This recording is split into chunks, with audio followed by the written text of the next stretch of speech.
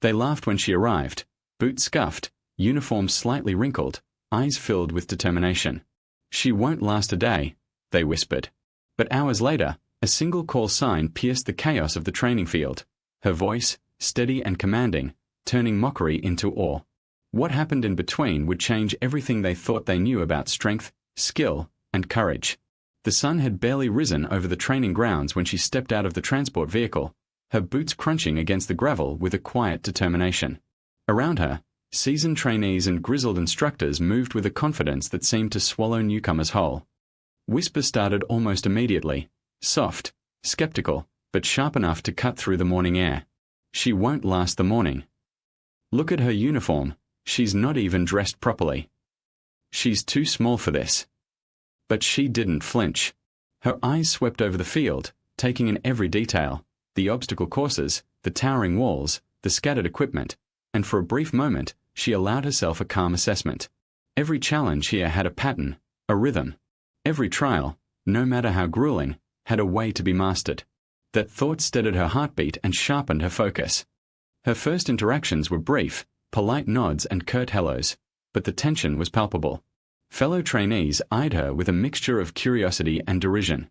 They whispered about her lack of size, her youth, and her quiet demeanor, clearly deciding she was unworthy of their respect before she'd even spoken. Even the instructors gave her a second glance, as though weighing whether she belonged here at all. When the first set of physical drills began, the laughter and doubt followed her like shadows. Every jump over the low barriers, every sprint across the field, drew murmurs and raised eyebrows. She stumbled once, just once, but quickly regained her balance. In that instant, she realized something fundamental. No one here had yet seen the strength she carried. Not the obvious, physical strength, but the kind that comes from patience, strategy, and a stubborn refusal to give in. By mid-morning, the exercises grew harder.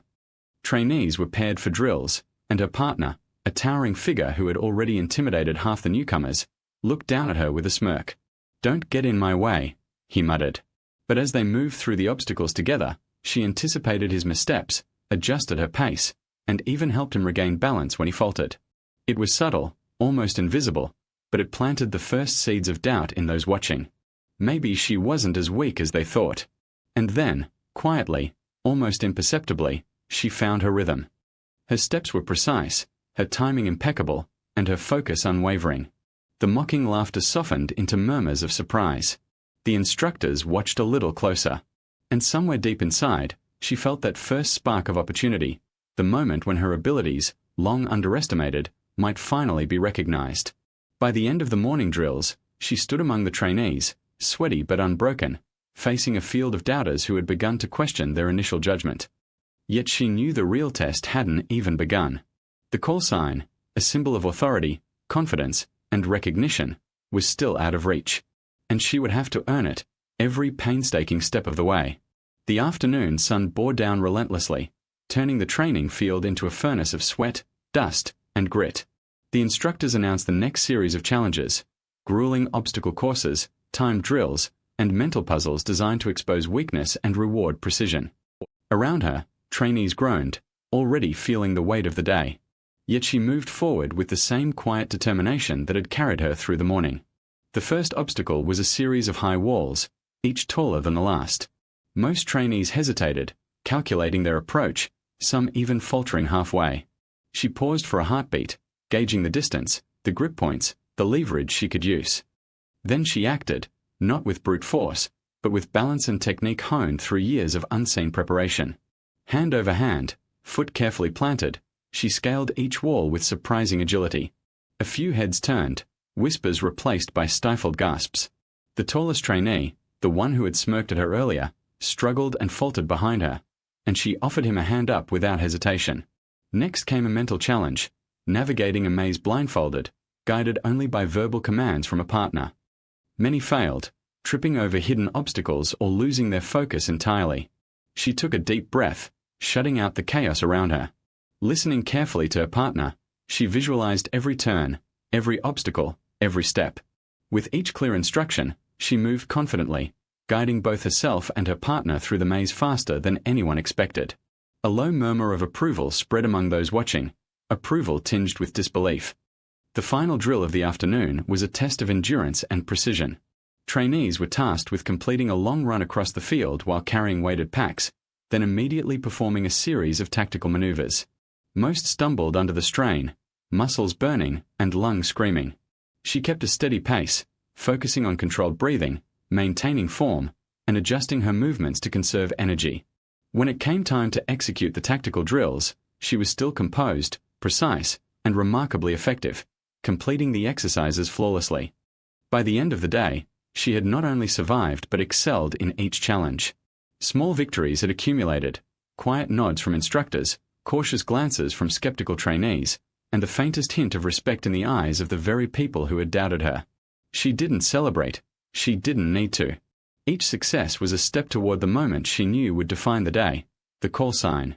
That single sound, her voice echoing across the field, would be the proof of her strength and determination, undeniable to everyone watching.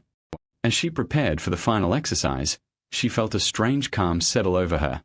The fatigue, the heat, the doubt, it all seemed to fade. She wasn't just fighting the obstacles or the drills, she was proving something far more important, that strength isn't measured by size, by age, or by appearances, but by resilience, intelligence, and courage under pressure. The final exercise was unlike anything the trainees had faced all day. The instructors had set up a complex tactical simulation, an obstacle-laden course requiring speed, strategy, and flawless communication. The field buzzed with tension as the trainees lined up, eyes wide with exhaustion and anticipation. Most were drained, moving sluggishly, but she felt a surge of clarity. Every moment of preparation, every small victory, had led to this. As the signal blew, chaos erupted. Trainees sprinted, scrambled over walls, and darted through the labyrinthine course. Amid the noise and confusion, she stayed focused. She assessed the obstacles, predicted the movements of others, and executed each maneuver with precision. Her mind worked faster than her body could move, guiding her steps, her decisions, her strategy. Then came the pivotal moment, a critical coordination drill requiring the leader to issue clear commands for their team to navigate a particularly treacherous section. The usual leaders hesitated, their voices cracking under pressure. But she stepped forward. Drawing a deep breath, she projected her voice with calm authority, her call sign. Hawkeye, move to Point Delta. Cover left flank. Her voice cut through the cacophony of shouts, running footsteps, and clattering obstacles. Trainees froze, turning to watch as the sound echoed across the field. It wasn't loud or aggressive. It was steady, confident, commanding attention. Slowly, her team responded flawlessly, following her directions with precision. The instructors' eyes widened, their initial skepticism giving way to astonishment. Fellow trainees whispered, jaws slack, as they realized that the quiet, underestimated newcomer had just taken control and executed the maneuver perfectly. Every step, every order, every calculated movement showcased her combination of intelligence, focus, and poise.